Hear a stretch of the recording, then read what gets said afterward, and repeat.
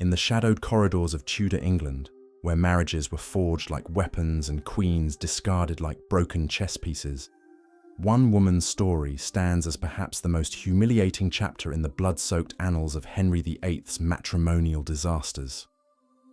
This is not the tale of Anne Boleyn's severed head or Catherine Howard's treasonous adultery. This is the story of a queen so repulsive to her king that he refused to consummate their marriage, claimed she reeked of corruption, and spent their wedding night plotting her destruction. The woman they called the rejected queen was Anne of Cleves, fourth wife of England's most notorious monarch. But what modern historians have uncovered about their first meeting reveals a truth far more disturbing than mere physical disgust. The revulsion Henry claimed to feel may have masked something infinitely more sinister about his character, and the twisted psychology that drove him to destroy so many lives in his relentless pursuit of an heir. To understand the catastrophic collision between Henry and Anne, we must first grasp the political chessboard of 16th century Europe. By the late 1530s, Henry had already carved a bloody path through 3 marriages. Catherine of Aragon had been cast aside for failing to produce a male heir. Anne Boleyn had lost her head on trumped-up charges of adultery and treason. Jane Seymour had died giving birth to the precious son Henry craved, leaving him widowed and desperate for another wife who might provide additional heirs to secure his dynasty. The Protestant Reformation had torn Europe apart, creating new alliances and deadly enemies. Henry's break with Rome had isolated England from Catholic powers like France and Spain, forcing him to seek Protestant allies. Enter the German Principality of Cleves, ruled by Duke John III, a defiant Protestant who had openly challenged papal authority and Catholic monarchs across the continent.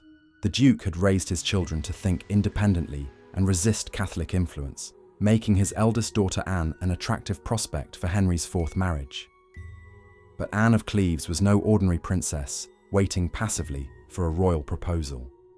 She had been raised in a household that valued intellectual independence and religious conviction over courtly pleasures. Her family discouraged frivolous pursuits like music and dancing, focusing instead on education and Protestant theology. This upbringing would prove catastrophic when she encountered a king who expected his wives to be both politically useful and personally entertaining. The courtship began with an act that would define their entire relationship. Henry, unable to meet Anne in person due to the distance between England and Cleves, dispatched his court painter Hans Holbein on a mission that reveals the calculating coldness with which Tudor monarchs approached marriage. The king's instructions were precise and telling. Paint both Anne and her younger sister Amalia accurately without flattery, so he could choose between them based purely on their appearance. Holbein faced immediate challenges upon arriving in Cleves. Both sisters followed German customs requiring them to keep their faces veiled in public, forcing the painter to gradually earn their trust before they would reveal themselves for their portraits. When he finally succeeded in painting both women, the images he captured would become some of the most consequential artworks in English history. Henry's choice of Anne over her younger sister Amalia had nothing to do with romantic attraction and everything to do with cold political calculation. As the elder daughter, Anne carried superior hereditary claims and represented a more valuable alliance. The decision was made based on dynastic advantage disguised as aesthetic preference, setting the stage for disaster when the couple finally met face to face. The wedding arrangements proceeded with typical Tudor magnificence, but beneath the pageantry lay a fundamental mismatch that would explode into mutual revulsion. Henry expected his German bride to conform to English court culture and provide him with the intellectual companionship he craved. Anne, raised in an austere Protestant household, possessed none of the musical or artistic skills that Henry valued. She could not sing, dance, or play instruments. Their conversations, even after she learned English with remarkable speed, lacked the cultural common ground necessary for genuine connection. Meanwhile, Anne faced her own profound culture shock. The English court's elaborate rituals, sexual expectations, and political intrigue differed dramatically from the modest, scholarly environment of her childhood. She was entering a world where queens lived under constant scrutiny, where every word and gesture carried political weight, and where failure to please the king could result in annulment, exile, or execution. The stage was set for one of the most awkward and humiliating encounters in royal history. Henry, convinced by Holbein's portraits that his new bride would please him, planned a romantic surprise that would instead become a diplomatic catastrophe. On New Year's Day, 1540, as Anne's party travelled toward London and stopped to rest at Rochester, the king decided to visit his bride-to-be in disguise. This was not unusual behaviour for Henry, who enjoyed elaborate masks and believed deeply in the romantic notion that true love would allow his destined partner to recognise him despite any costume. He had used similar tactics successfully with previous wives, appearing unexpectedly in disguise and being delighted when they saw through his deception to embrace their royal suitor. But Anne of Cleves was not Catherine of Aragon or Anne Boleyn. Raised in a different culture with different expectations about royal behaviour, she had no context for understanding Henry's theatrical approach to courtship. When a large, aggressive stranger burst into her chambers and attempted to embrace or kiss her, she reacted with perfectly reasonable alarm and rejection. The exact details of their first encounter vary depending on the source, but all accounts agree that it was a complete disaster. Some versions describe Henry attempting to gain Anne's attention while she politely ignored him, focusing instead on the bull-baiting entertainment she was watching from her window. Other accounts suggest the king actually tried to physically embrace or kiss the startled princess, causing her to call for help against what she perceived as an assault by an unknown man. Henry's reaction to this rejection was swift and devastating. His pride, already fragile after the trauma of Jane Seymour's death and the political pressures surrounding his need for an heir, could not tolerate being rebuffed by his future wife. The king, who had executed Thomas More for refusing to acknowledge his supremacy over the church, would not forgive a German princess for failing to recognize his magnificence, even in disguise. What happened next would echo through the remaining months of their brief marriage and ultimately seal Anne's fate as the rejected queen. Henry left Rochester angry, embarrassed, and possibly already plotting revenge against the woman who had dared to show him anything less than immediate adoration. The psychological damage from this first meeting cannot be overstated. Modern historians suggest that Henry's subsequent claims about Anne's physical repulsiveness and alleged foul odours were elaborate justifications for a rejection that actually stemmed from wounded pride and bruised ego. The king, who demanded absolute submission from his subjects, had been casually dismissed by a 24-year-old foreign princess who simply did not understand the game she was supposed to play. But the true horror of Anne of Cleves' marriage was only beginning to unfold. When Henry finally appeared at their official meeting, his demeanour had transformed completely. Gone was any pretense of royal courtesy or diplomatic grace.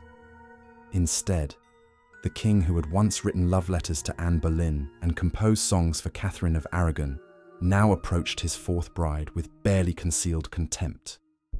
The wedding ceremony proceeded as planned on January 6, 1540, but it was a hollow pageant masking the king's seething resentment. Courtiers noted Henry's grim expression throughout the festivities, his mechanical performance of the required rituals, and his obvious eagerness to escape the celebrations.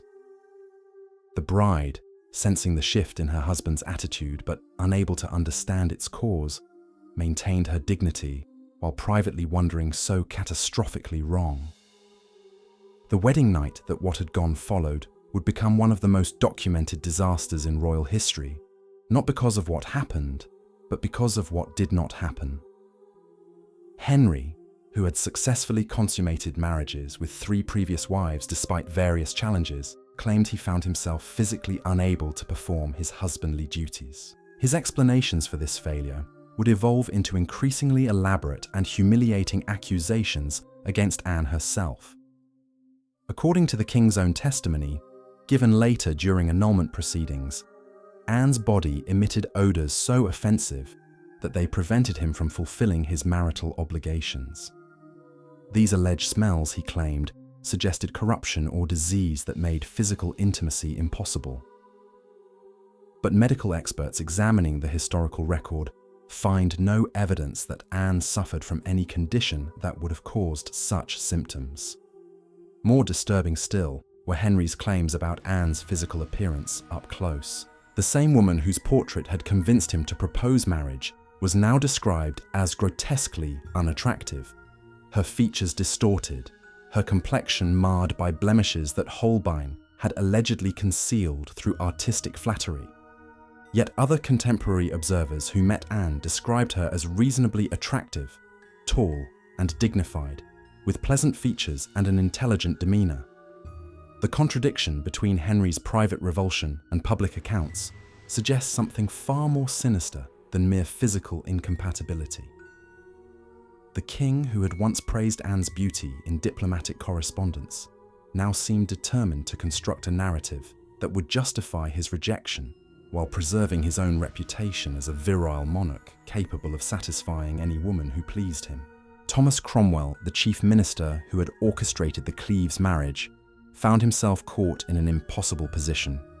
He had assured Henry that Anne would prove both beautiful and compliant, based on reports from envoys and Holbein's careful portraits. Now he faced a furious king, demanding explanations for what Henry characterized as a deliberate deception. Cromwell's attempts to salvage the situation only deepened Henry's rage and sealed his own eventual fate. The royal physician was summoned to provide medical testimony that would preserve Henry's masculine reputation while condemning Anne. In one of the most bizarre episodes in Tudor court history, the doctor was required to testify about the king's nocturnal emissions, proving that Henry remained sexually functional despite his inability to consummate the marriage with his wife.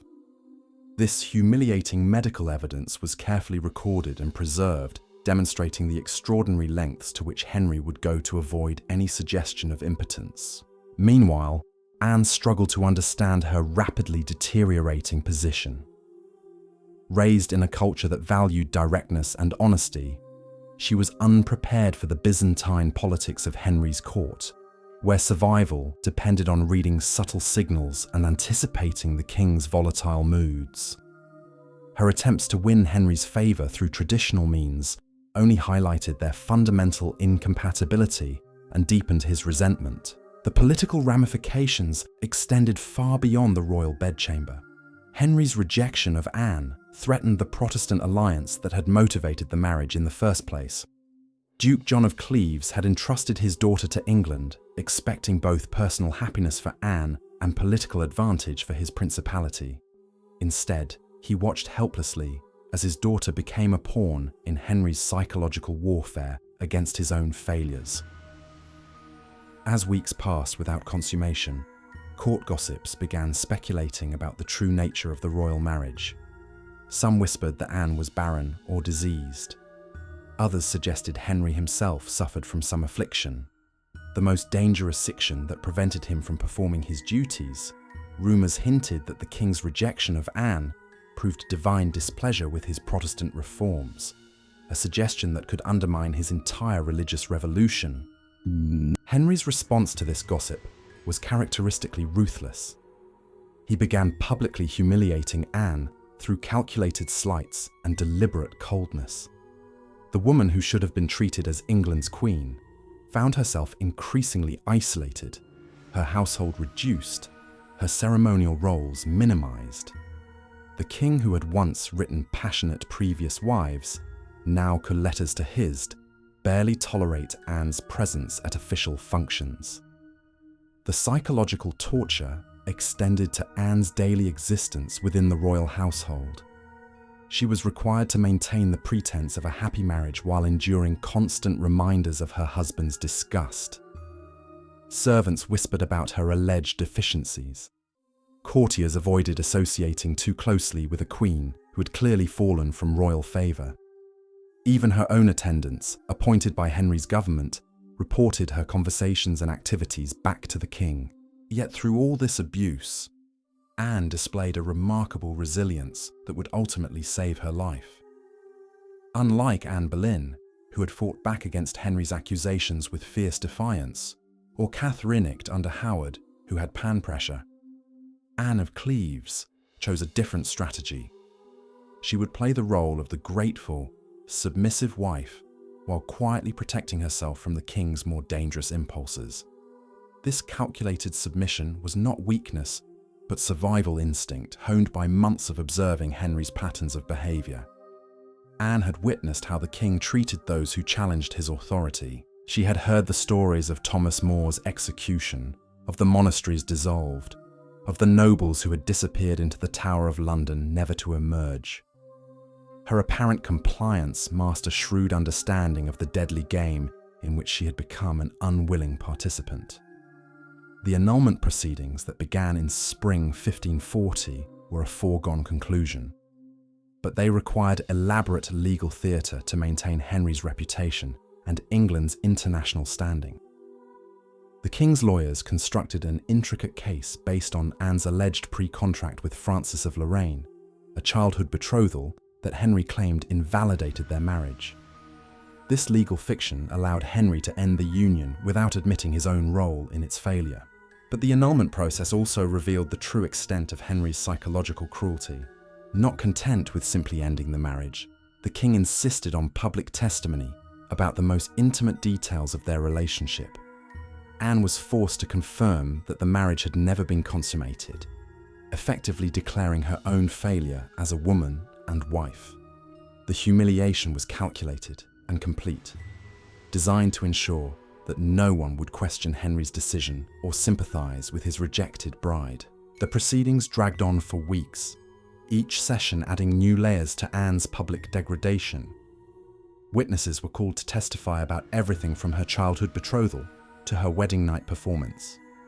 The Archbishop of Canterbury was required to examine the validity of her previous engagement, while court physicians provided increasingly graphic testimony about the royal couple's intimate failures.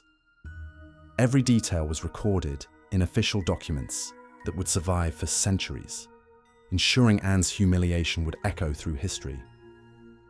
What made the annulment proceedings particularly grotesque was their predetermined outcome wrapped in the facade of judicial process. Henry's lawyers had crafted their arguments before the hearings began, their witnesses coached to provide testimony that would support the king's desired conclusion. The elaborate legal theatre served only to provide legitimacy for what was essentially royal whim disguised as divine justice. Anne herself played her assigned role with remarkable composure. When called to testify about the most private aspects of her marriage, she confirmed Henry's version of events without protest or elaboration. Her calm acceptance of public humiliation demonstrated either extraordinary self-control or complete understanding that resistance would prove fatal. The woman who had once been celebrated as England's new queen now stood before a tribunal acknowledging her own inadequacy as a wife. The speed with which Henry moved to replace Anne revealed the nature of his rejection. Even before the annulment was the calculate officially granted, the king had begun pursuing his next victim. Catherine Howard, a young woman barely out of childhood, had caught the royal eye with her youth and apparent innocence.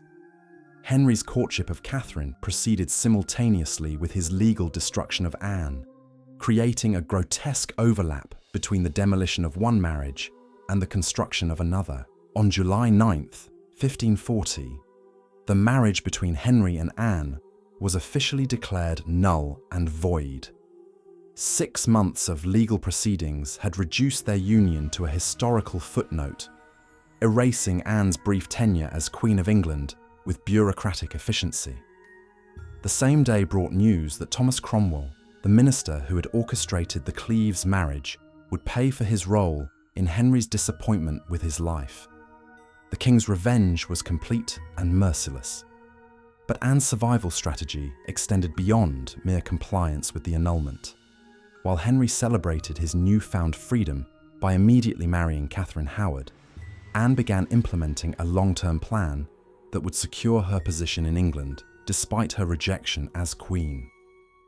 Her approach demonstrated a political sophistication that her critics had heard, underestimated, and enemies had failed to recognize. The settlement negotiations revealed Anne's unexpected shrewdness in protecting her interests.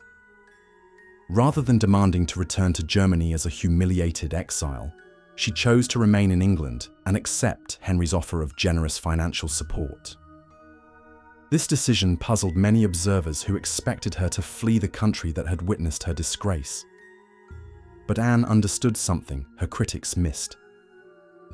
Staying in England meant staying relevant to the political calculations of Henry's court. Henry's settlement offer was indeed generous, perhaps surprisingly so for a king notorious for his cruelty toward discarded wives. Anne received substantial estates, a royal income that made her one of the wealthiest women in England, and most importantly, official recognition as the king's beloved sister. This last provision elevated her status above all other women in the realm, except Henry's current wife and his daughters, a remarkable position for someone who had been publicly rejected as unsuitable for marriage. The transformation from rejected queen to honoured sister represented one of the most successful rehabilitations in Tudor court history. Anne's new status protected her from the violent fate that befell other women who had disappointed Henry, while providing her with the resources and social standing necessary to build an independent life. She had turned her greatest failure into an unexpected victory through careful negotiation and strategic acceptance of Henry's terms. More crucially, Anne began cultivating relationships with Henry's children that would prove invaluable for her long-term security. She understood that the aging king's power was finite, but his heirs would shape England's future for decades to come. By positioning support herself as AIV figure in their lives, rather than a reminder of their father's marital failures, Anne invested in relationships that would outlast Henry himself. Her friendship with Princess Mary proved particularly significant.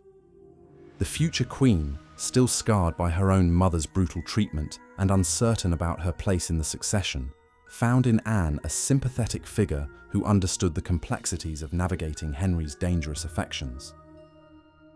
Anne's gifts to Mary and her careful attention to the princess's needs created a bond that would prove mutually beneficial when Mary eventually claimed the throne. Similarly, Anne's relationship with young Prince Edward demonstrated her political acumen. The boy who would inherit Henry's crown was surrounded by ambitious men seeking to influence his future reign. Anne's position as his father's adopted sister gave her unique access to the prince, while her lack of political ambition made her a safe confidant. Her gifts and attention helped secure Edward's favourable opinion, another investment in her future security. Even Princess Elizabeth, despite her youth, received Anne's careful attention. The future Elizabeth I would remember Anne's kindness and include her in her will, a testament to the lasting impact of these early relationships. Anne had recognised that Henry's daughters, despite their uncertain legitimacy, possessed intelligence and determination that might eventually bring them power. The contrast between Anne's successful adaptation and the fate of Henry's fifth wife became starkly apparent within 2 years of the annulment. Catherine Howard, the young woman who had replaced Anne in the king's bed, found herself facing charges of adultery and treason by late 1541. The girl, who had seemed to embody everything Henry desired in a wife, was now destined for the same scaffold that had claimed Anne Boleyn. Henry's treatment of Catherine Howard's downfall revealed his continuing psychological instability and to accept responsibility and vindictive nature. Unable for another failed marriage, he lashed out at everyone connected to his latest disappointment. In a particularly cruel gesture, he ordered Anne of Cleves to return a ring that Catherine Howard had given her as a gift, forcing his former wife to participate in the destruction of her successor. This demand demonstrated Henry's talent for psychological manipulation and his need to involve others in his personal dramas. By requiring Anne to surrender Catherine's gift, he forced her to symbolically participate in the younger woman's downfall while reminding her of her own precarious position. The message was clear. Even as his adopted sister, Anne, remained subject to his whims and could be destroyed if she ever forgot her place. Yet Anne's response to this cruel demand revealed the wisdom of her survival strategy. She complied immediately and without protest, returning the ring while maintaining her dignified silence about the king's motives. Her refusal to defend Catherine Howard or criticize Henry's treatment of his fifth wife demonstrated her understanding that survival required absolute neutrality in the king's marital disasters. Some historians suggest that Anne may have harbored secret hopes of remarrying Henry after Catherine Howard's execution. The evidence for this theory remains circumstantial, but certain actions during this period could support such speculation. Anne's increased attention to court fashion, her careful maintenance of her relationship with Henry's children, and her continued residence in England rather than seeking refuge in Germany might indicate lingering romantic ambitions. If Anne did indeed hope to become Henry's wife once again, she demonstrated remarkable optimism about her prospects with a man who had publicly declared her repulsive. Perhaps she believed that time and the failure of his subsequent marriages had softened his opinion of her. Or maybe she calculated that her proven loyalty and diplomatic value outweighed whatever personal distaste he claimed to feel. But Henry's choice of Catherine Parr as his sixth wife ended any possibility of reconciliation with Anne. The king's selection of an educated, mature woman with proven ability to manage royal households and complex political situations suggested he had learned from his previous matrimonial disasters. Catherine Parr represented stability and competence rather than the physical attraction that had drawn him to younger wives. Anne's reaction to Henry's sixth marriage revealed the grace and pragmatism that had enabled her survival. Rather than expressing disappointment or resentment at being passed over once again, she welcomed Catherine Parr and maintained cordial relations with the new queen. This diplomatic approach protected her position while demonstrating the emotional intelligence that Henry had failed to appreciate during their brief marriage. The final years of Henry's reign saw Anne settling into a comfortable routine that few of his other wives had achieved. Her estates provided financial security, her social position offered respect and influence, and her freedom from marital obligations allowed her to pursue interests that had been impossible during her brief queenship. She had transformed rejection into independence, creating a life that was arguably superior to the dangerous prominence of being Henry's wife. When Henry finally died in January 1547, Anne had outlived the man who had humiliated her and proven her resilience in the face of royal cruelty. Her survival strategy had succeeded beyond all reasonable expectations, positioning her as one of the few people who had challenged Henry's authority and lived to benefit from the experience. The rejected queen had become something far more valuable than a royal wife. She had become truly free. The reign of Edward VI brought new opportunities for Anne to demonstrate her political wisdom. As the young king's adoptive aunt, she occupied a unique position in the new court, while her friendship with his advisors provided additional security. The Protestant reforms that accelerated during Edward's reign aligned with Anne's own religious convictions, giving her a stake in the political changes transforming England. But it was Mary Tudor's accession to the throne that truly validated Anne's long-term strategy. The new queen, grateful for Anne's friendship during the difficult years of her father's reign, welcomed her former stepmother into the highest circles of court society. Anne's attendance at Mary's coronation represented a remarkable rehabilitation for someone who had once been cast aside as fundamentally unsuitable for royal marriage. Asian created potential that followed Mary's coron, the Catholic restoration dangers for Anne, whose Protestant background and German origins could have made her suspect. But her careful cultivation of Mary's friendship and her consistent loyalty to the Tudor dynasty protected her from religious persecution. Once again, her political instincts proved superior to those who had underestimated her capabilities.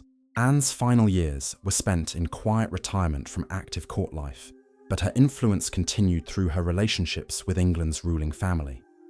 Her will, which included bequests to Elizabeth Tudor, demonstrated the lasting connections she had forged with Henry's children.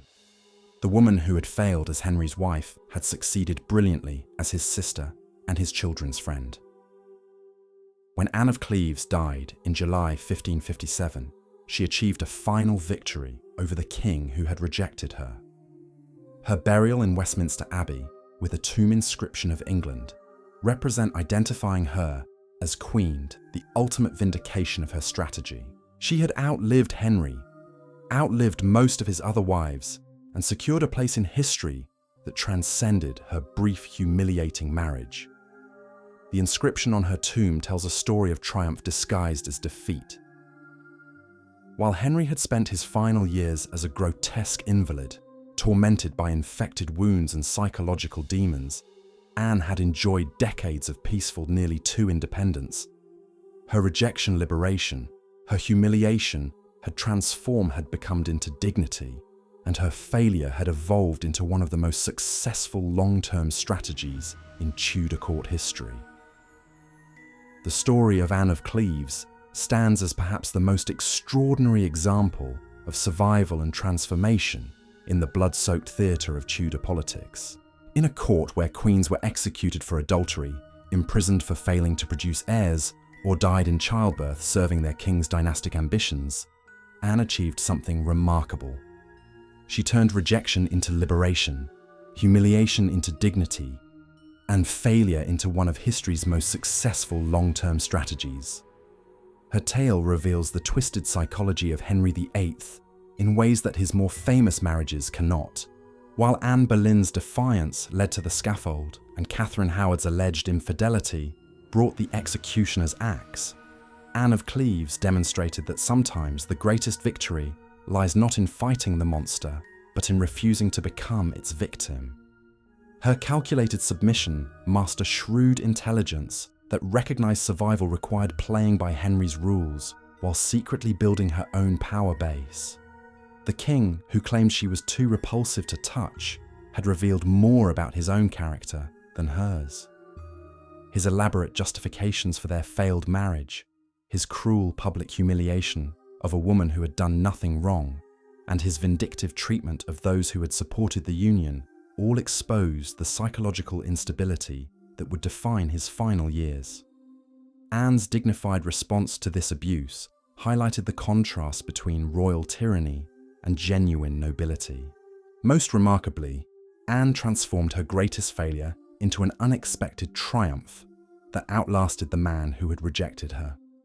While Henry died a grotesque invalid, tormented by infected wounds and haunted by the ghosts of his victims, Anne lived peacefully for another decade.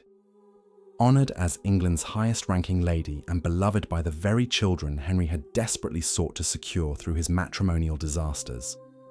Her tomb in Westminster Abbey, proudly proclaiming her as Queen of England, stands as the ultimate vindication of a woman who refused to let royal rejection define her destiny.